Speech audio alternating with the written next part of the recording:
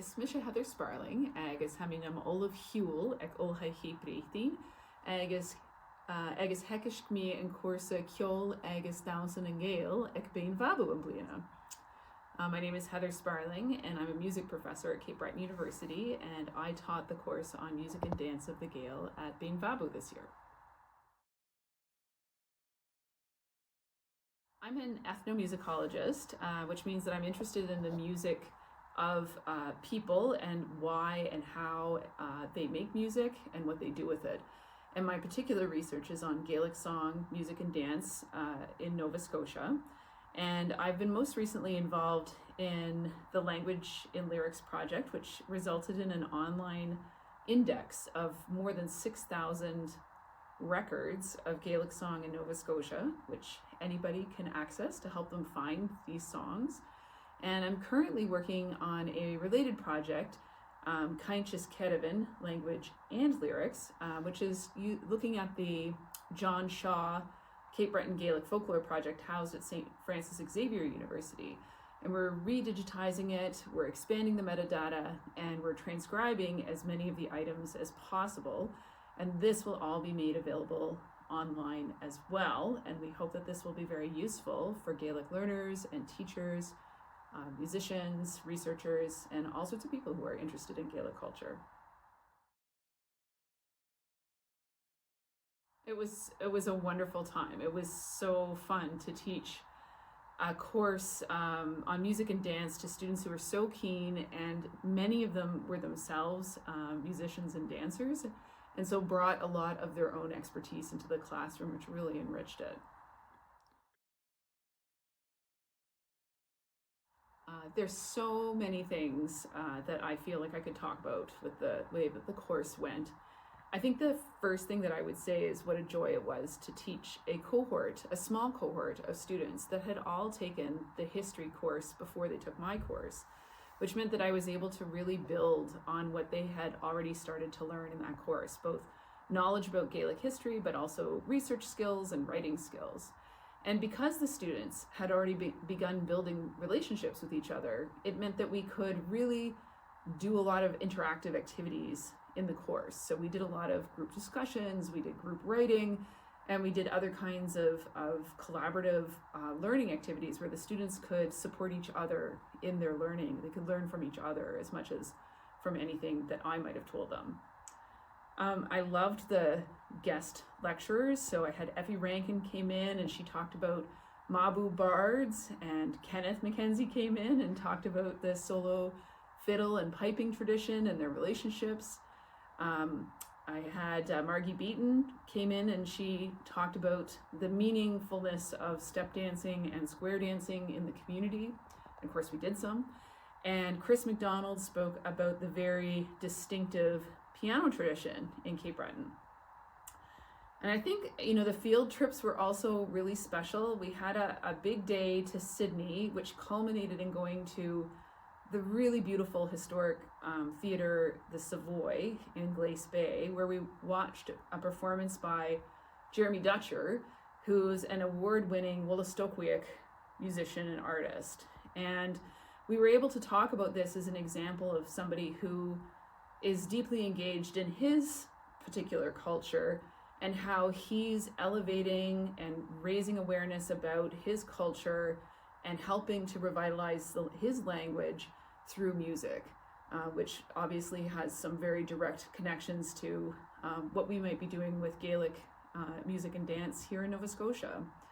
And before that, we actually also got to meet Alwyn Jador, who is a grandson of Wilfred Prosper, who was a very celebrated Mi'kmaq fiddler, and whose house was a ceilidh house where many people from the Gaelic community would gather, and they would play fiddle tunes together. And Alwyn talked about he himself as a fiddler, and talked about that relationship between the Gaels and the Mi'kmaq. So that was pretty special. And then we also went to the Celtic Music Interpretive Center, where we had a chance to spend some time in their archives, and also, of course, got to do some square dancing. So that was another very special time out into the community. But I think if I had to pick one thing, I would say that the final assignment for the course is something that really stands out for me. So we didn't do a final essay, we didn't do a final exam. We did what I called a learning Kaylee. And so all of the students picked some kind of research project that they wanted to do, and they presented it to the community. So we invited the community to come in, and they came. They came in numbers. And it really just showed how much they care about the Beinn Mha program, the foundation year, and the students in it, and what the students are doing. And the students were so excited to share what they had learned. It was so beautiful to see the sharing that was happening. And we followed that with a more traditional Kaylee, where everybody was invited to do some kind of performance, not a performance, but sharing of a story or a song or a dance. And all of the students did this. And for some of them, it was really scary, but they all did it. And it was important to me that they felt how important it is in Gaelic culture. It's the sharing that matters. It's not about a professional quality performance.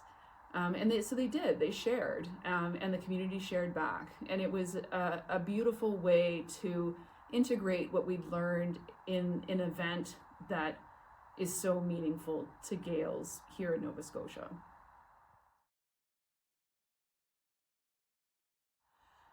So there's many ways that studying music and dance can shed light on a particular community or a group of people or a culture.